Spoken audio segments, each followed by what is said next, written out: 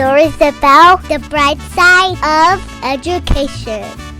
Somos Sunnyside!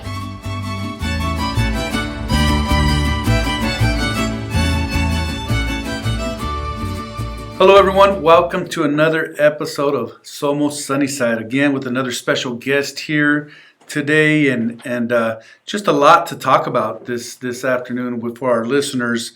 This individual wears many hats. She is a Arizona House of Representative, member of District 21, attended ASU and U of A, and is a huge advocate for education. Our special guest today is Miss Consuelo Hernandez. So welcome, Ms. Hernandez. How are you doing this afternoon?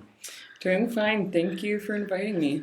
So talk a little bit about your roles. I mean, as I said, you're a board member. You've been serving the board for many years now. Also, you're a state representative for District 21. So tell us how you balance all of that, and what got you interested in that, and explain that to our listeners. It's a lot of questions. Let's go back. we'll tackle one at a time. So I'm going on my 5th year serving as a school board member here in Sunnyside. That's probably one of my favorite jobs. And in the state of Arizona, it is a volunteer job, for those that are not aware. And as you mentioned, I'm a newly elected state representative here in the Sunnyside School District. There's 3 districts that cut into the school district, and I'm one of them.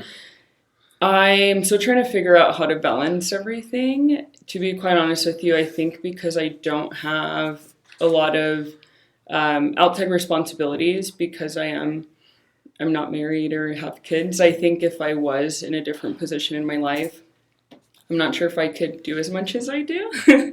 So for now, my mentality is try to do as much as I can while I can. And that's what I'm doing now. So well, you sure are. You're doing a lot for this community, a lot for this state, and you took the words right out of my mouth in terms of how do you balance this. That was the next question I was going to have for you. Just wearing so many hats. I mean, it's always the magic question and the $1 million answer, right? In terms of balance. And so talk to us a little bit about what got you interested in this line of work? Obviously you're in the line of work where you serve communities, where you serve people, and that's very important to people, that they have advocates in terms of what they're interested in, what they care about. And so tell us a little bit about that. So I started pretty young. I started when I was 15 years old, a student here at Sunnyside.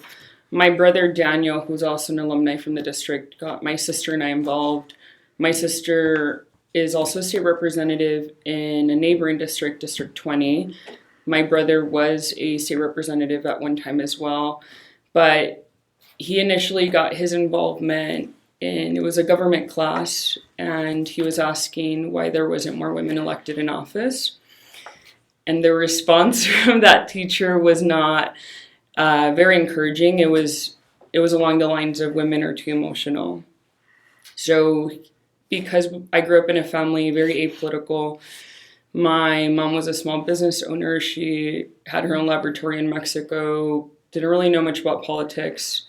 My dad was a construction worker, worked for himself pretty much for his entire life, but he was just trying to make ends meet. So early on, they tried to get us involved with as many things as possible. But I think part of that was because they were trying to get us out of trouble. Mm-hmm. We were born and raised here in the south part of Tucson. At the time, we had different issues in our community. So it was a lot of really hard drugs and gangs. I grew up and was raised all through Sunnyside School. I was very proud to be an alumni. But it came with its challenges at that time. So they tried to sign us up for as much as possible. And then my brother got us involved. But the idea was we were always doing something outside of school. Mm-hmm. And my parents, thankfully, were really supportive. They didn't really understand what they were dropping us off at. Mm-hmm. But they just knew we were trying to make a difference in our own way. Right. That's awesome. Yeah. It's a great story, and I think a lot of people, you mentioned your brother Daniel, Mr. Hernandez, and your sister Alma, you guys have all served in some capacity, served the state, right, as state representatives. And it's just, you don't hear that story, right? You know, kids growing up on the South Side getting involved in politics, right? Yeah. And so just, you know, the inspiration you had, the inspiration Mr. Hernandez had, you know, and I love that piece about, you know, that he challenged that piece of the professor mentioning something in regards to, you don't see a lot of women in politics because they're emotional, which you know is obviously a ignorant comment, right, to say the least. And so, you know, I for our female listeners out there, our young, you know, students listening, and just females, you know, interested in pursuing politics or any line of work, there is room for everyone, right? I mean, if you're passionate about something and you want to make a difference, then go chase it. You know, you're always going to have these people that knock you down, right? That kind of, you talk about your dreams and you talk about what you want to do, and you know, our kids know the word hater. You know, they have those haters that believe you can't do it, and that's just so wrong, because we should never limit anyone from pursuing what they want. And you know, when you talk about the you know, the Hernandez family, what a beautiful story in terms of how you guys have served this community on so many levels, and obviously now at the state, statewide, and in many instances nationwide, right? And so I think a lot of individuals are aware, or may not be aware, depending on how old you are out there, right? But of the story of how, you know, Mr. Daniel Hernandez got his opportunity in politics, and the whole story with Gabby Gifford, and you know, him being an intern and was there when that dramatic event happened, that tragic event, you know, the shooting that happened, and he was there and helped save her life, you know. And I remember being at home, as you know, and watching the president's state of address, and him being in the audience there, you know, and being recognized as a hero. And so, you know, obviously he's been an inspiration. And so, you know, I think when people get into this line of work, and correct me if I'm wrong, it's because you want to make a difference, right? And so what's your passion? Yeah, and you know, what's kept me involved in politics is, and I'll be very honest with you, I consider myself pretty introverted. I used to always be the staffer behind the scenes and trying to help other people win their elections. Then I honestly just got really frustrated with people. And I still get frustrated with people, but I got frustrated because I felt that the people that were representing me were not representing me. And I felt that they weren't doing the best that they could to represent me. And I started going to school board meetings for fun in high school, and it got to a point where the adults in the room were nervous about the young people being in the room, and I don't know what they were thinking. There was just a lot of problems going on in the district at that time, but they were just afraid of being exposed, I guess. And I had such a small audience. I was so young. I didn't know what I was doing. But what's kept me involved is when I started my involvement at 15, I started volunteering in different areas of Tucson. And that's when I started comparing the areas that I was helping people get elected in and what my neighborhood looked like. And I got very frustrated. And I didn't know all the questions or the answers. I just knew that whatever was happening, I didn't think was fair, because I felt that my community could be better, and that it could look better, and that we could have a better education system, and maybe our schools look a little nicer, and maybe I just felt like maybe our parks could have grass, like simple things like that is what kept me involved, because I just thought that there was a possibility for my community to improve, and that's what's kept me. And the biggest thing for me is I graduated from the university, from ASU, my undergrad in global health, and then I got my master's at U of A in legal studies. But the one thing that keeps me in politics is the possibility of helping lift other people up. Like I'm already at a point where I feel like I can apply for jobs and have a better opportunity than a lot of other people in my community. But what about everyone else that's left behind? That's what's kept me involved is, and my line of work has always been rooted in education, because I feel like if it's either a technical certificate or an associate's or a university degree, any sort of education that you could get under your belt, it will absolutely help you. And that's why I'm here still at Sunnyside, is because I believe that we can continue to serve our students better and give them more opportunities through partnerships. And you also played a role in that through trying to strengthen our partnerships with the community colleges and the universities, and pressuring them to do more, because they are Hispanic serving institutions, and we need to be able to live up to that and make sure we're being able to give more of our students that opportunity at an education, whichever path they decide to go to.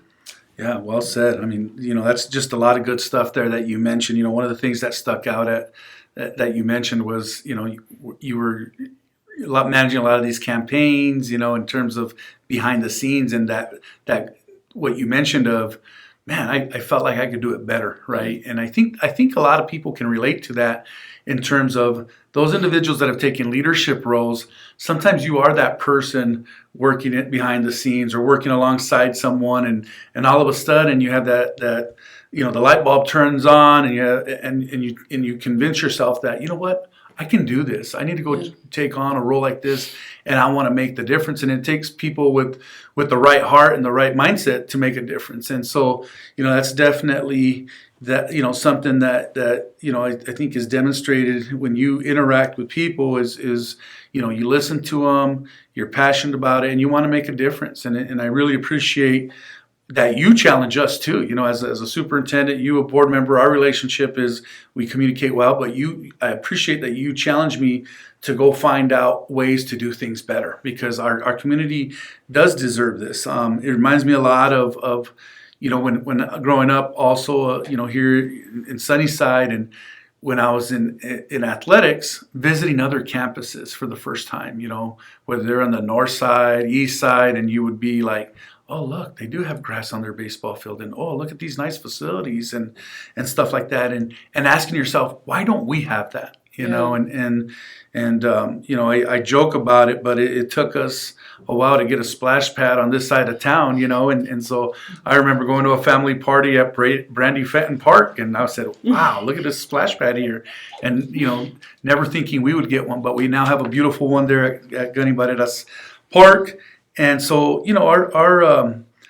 our community deserves this, and our community, we have to learn how to be activists as well. We have a voice, and we have to learn how to utilize that voice, and whether it's going to our state representatives, our governing boards, those people in elected positions or in leadership positions, we have to voice our opinions, because I feel sometimes growing up, and I say this because I grew up in this community. We have many parents, and including my parents, they're just compliant. They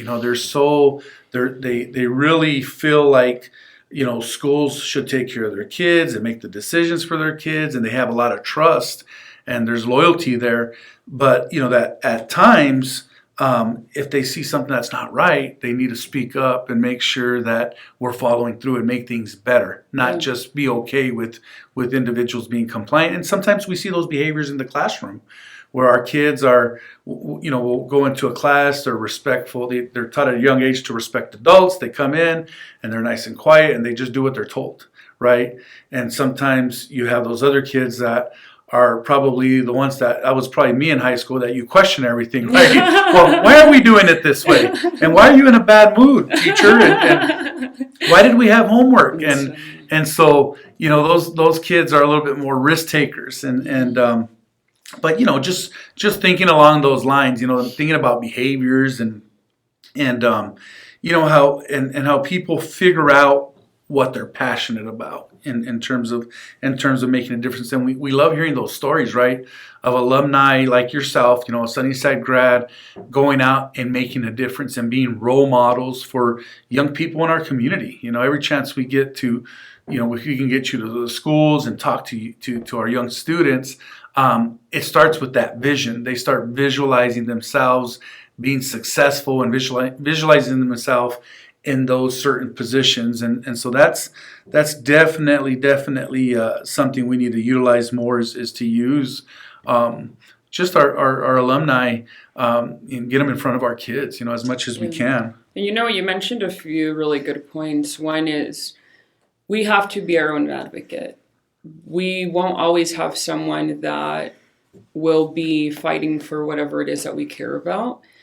And whether it's a student or families or within the district, whichever staff member it is, you have to be your own advocate sometimes. And not everyone, and I understand that it's uncomfortable. And there's different ways to go about being an advocate, right? You can set up a meeting and ask to speak to someone, or you can email someone. There's so many different methods of reaching out in communication, but you have to be your own child's advocate.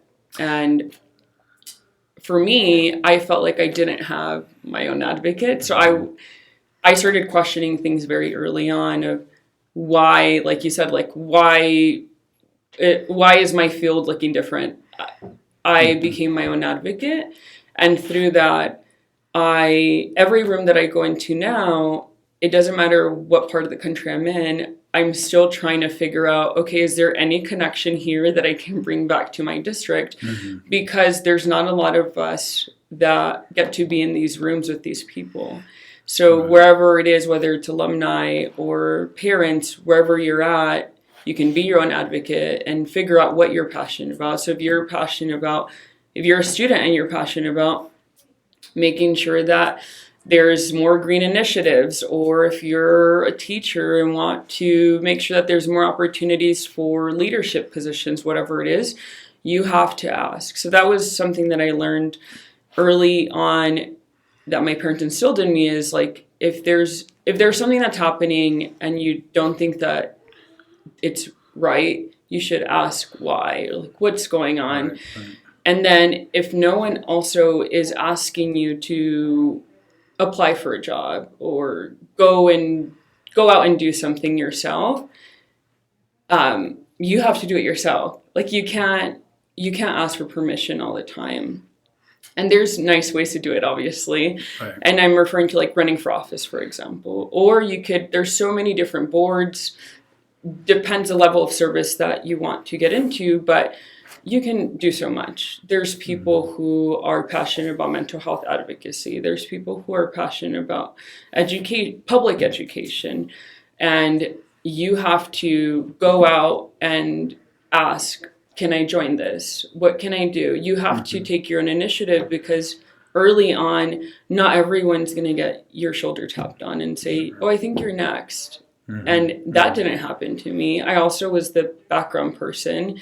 So that's why I'm so passionate about making sure that we do give students who don't have necessarily the leadership qualities opportunities to be in these types of rooms, because neither one of my siblings were in, and we've all been in elected offices. So that's why I brought the program, the participatory budgeting. And Correct. Thankfully, I was able to get the buy-in of the idea from my district. And that's also really important is I also feel very lucky, because it doesn't matter what idea I have. I've texted you randomly on a weekend or sent you articles. You're also a leader who is willing to listen and figure out, is there anything that we can do? So your type of leadership style is very open, and I know that that's not the case for a lot of school board members across the nation. Like, they're not as lucky, they don't have those relationships, but you treat everyone with respect, and it doesn't matter if it's a board member or an employee, you always give someone the benefit of the doubt of like, okay, what's going on? And that's why I feel lucky to be here, because you do give us those opportunities to work on issues that we care about. Well, and that's important when it comes to leadership. Yeah, and I didn't pay her to say that. I mean, I truly appreciate the kind remarks, and it boils down to passion, and I like to when I get in front of students, we definitely talk about this self-advocacy. Advocate for yourself, because if you don't advocate for yourself, someone may never advocate for you. As you mentioned, not everyone has an advocate. And I know our counselors and our teachers push this. Well, have you gone yourself to go ask this question? Mm-hmm. Have you gone to go inquire about this when students have an issue, right? And so that is, I learned that when I left high school and started college. I said, well, if I don't advocate for myself, no one's going to advocate for me. And so that's just a skill to have. I'm also a believer in this piece of, if you follow your passion, it leads you to your purpose, right?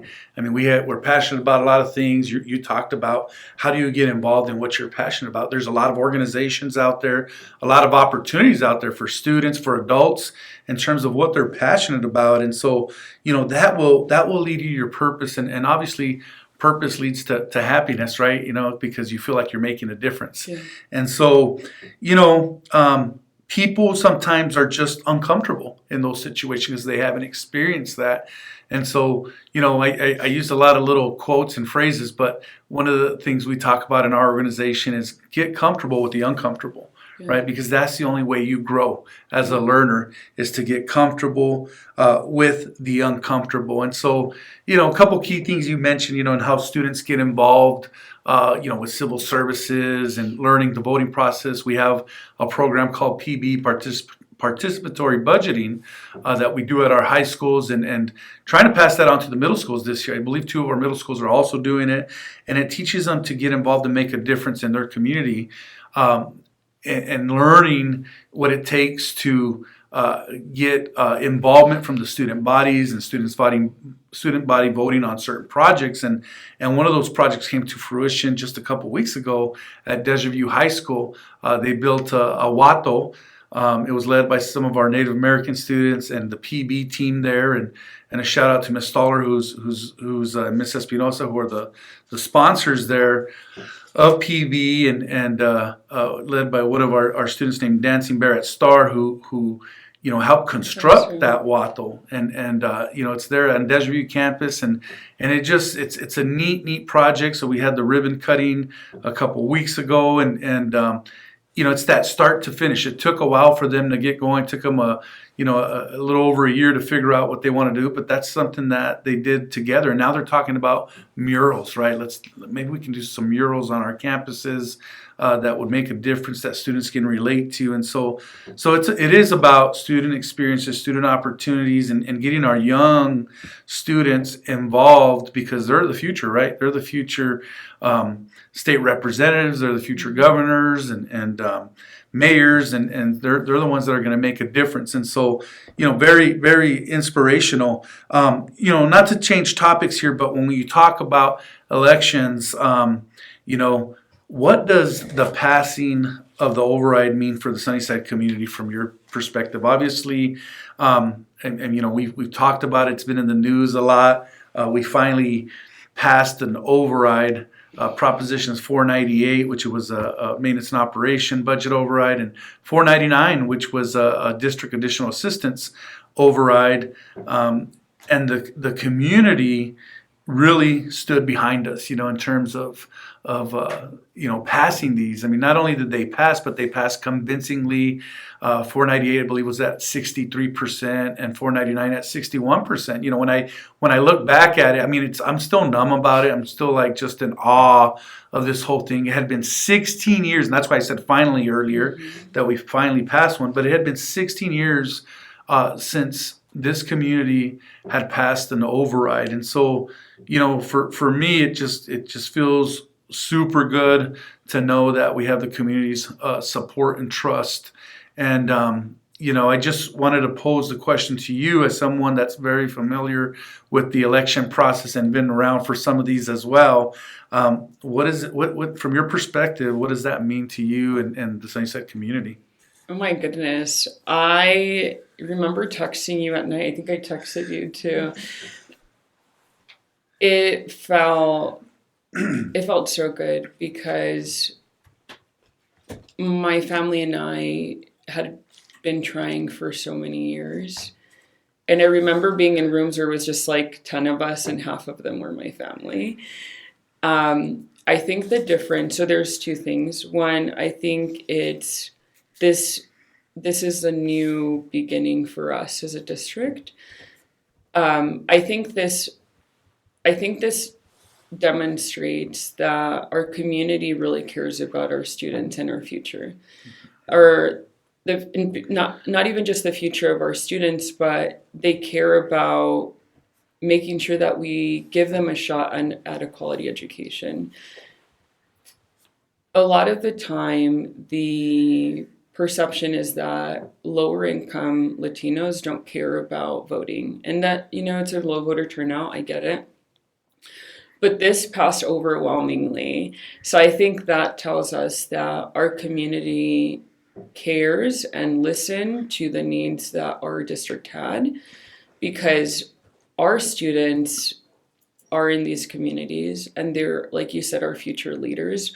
They're also our future homeowners. They're also our future teachers. They're also our future administration. A big chunk of the people that work in the district also live in the district as well. So I think that was a testament of the trust that they have in the district as well. But this is owed in large part to the leadership that was shown here. I had never seen leadership be as involved as they've ever been.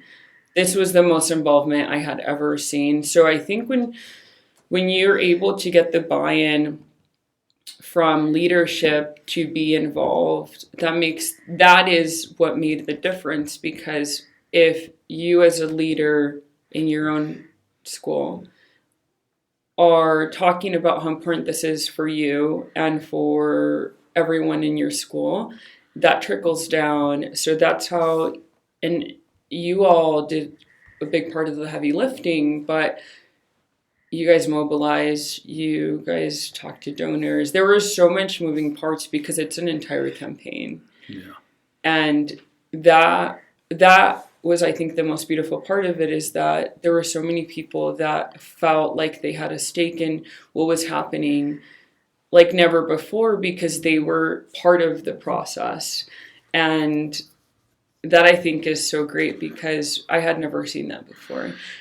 And now we have teachers and assistant teachers and counselors, librarians, you name it, that were all part of this process and that were waiting on election night for the results. Yeah. Apart from people who had heard about it and were waiting, but that was something that I've never seen before. And it's a new day in Sunnyside. I just can't believe, and you know what, the frustrating part too is the funds that we're going to be collecting through these initiatives are not to buy like a new building or the nicer school buses that have all these gadgets or whatever.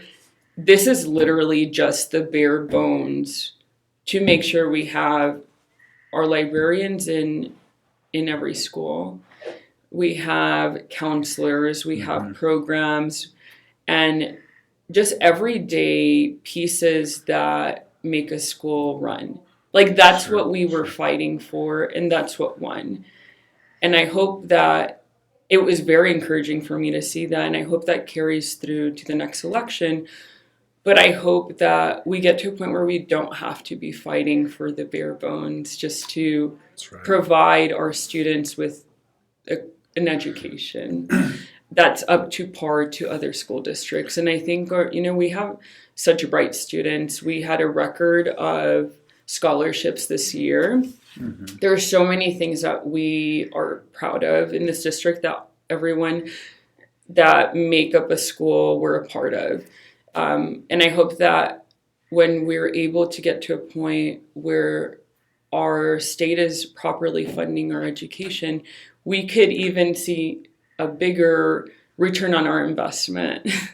So that's what keeps me also going in politics, is I hope we get to that point. But for now, even with the bare minimum, not saying that we're not providing services, but we are a district that is resilient and will continue to move forward, whether we had an override pass or not.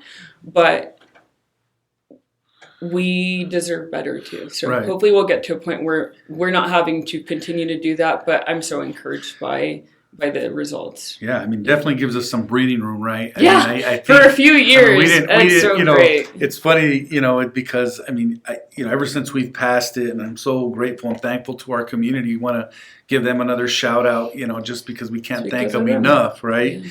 And so our political action committee did a phenomenal job, and of course that was employees, teachers, counselors that were part of the committee, community members.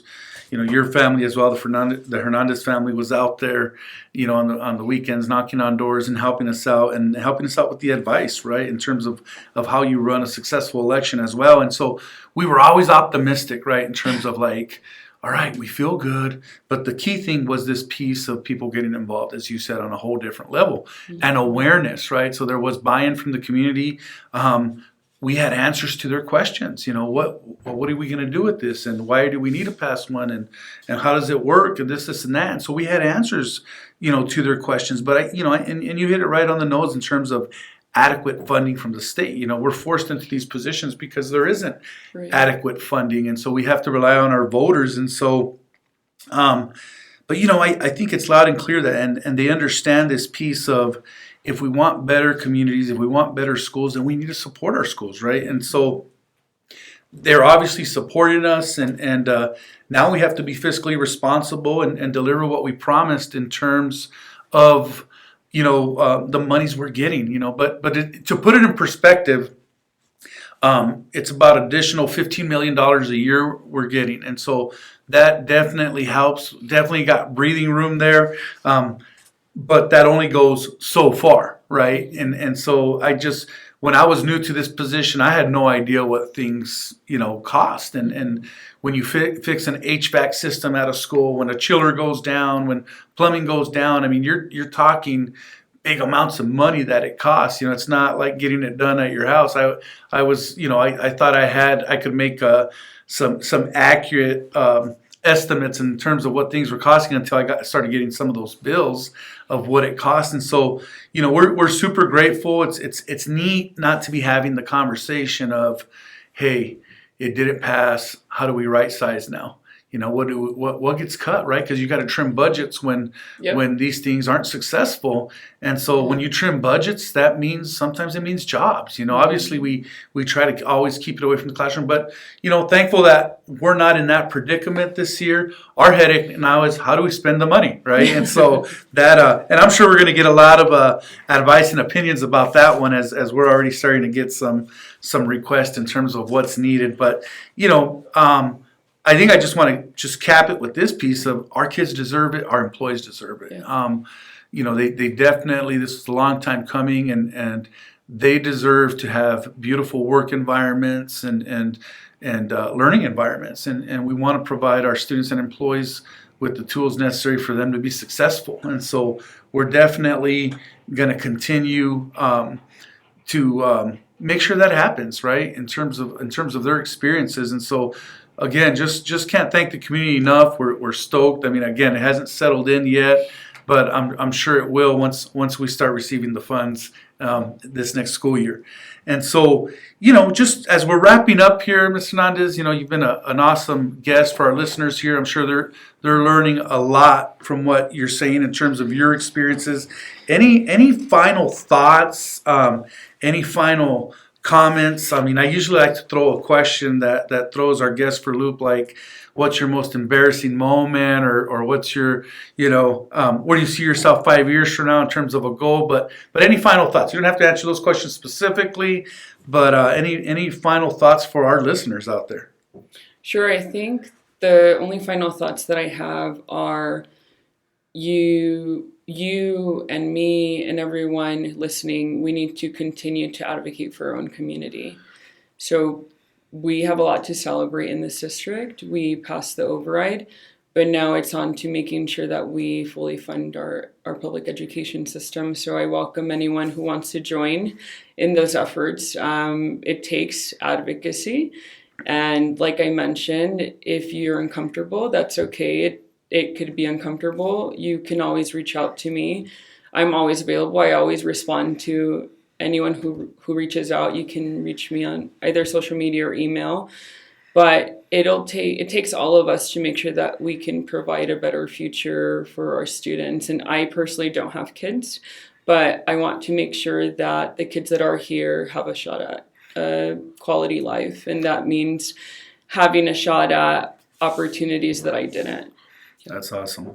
And it does. It takes that collective voice, right? It takes that collective voice to make a difference. And you know, I love having alumni here on the show just because, you know, you're just an example of for our students on what is, you know, they're not limited. They can achieve what they want if they're just passionate enough about it, if they're willing to put the work in and take risk. You know, it does take a little bit of a risk taking in terms of chasing your dreams. And you know, we've all heard the sayings of you got to fail before you succeed and those pieces. We've all experienced a little bit of failure, but you know, we get knocked down and we get up and, you know, wipe our pants down and you know, go back at it. And so, you know, I want to thank you for coming on. I know you're super, super busy in your world. And you know, thank you for making the time to speak to our listeners, especially our students and our employees out there.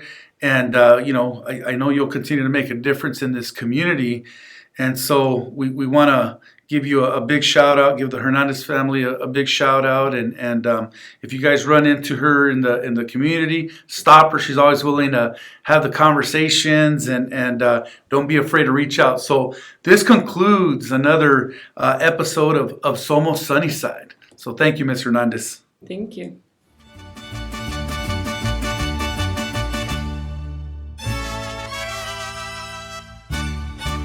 Somos Sunnyside. Thank you for tuning in to another episode of Somos Sunnyside. We hope you enjoyed the conversation and found it entertaining. If you liked what you heard, don't forget to subscribe and share our podcast with la comunidad. For updates on future episodes and more, be sure to follow us on social media and visit our website at susd12.org. We appreciate your support and can't wait to have you back for the next episode. Hasta la próxima vez en Somos Sunnyside.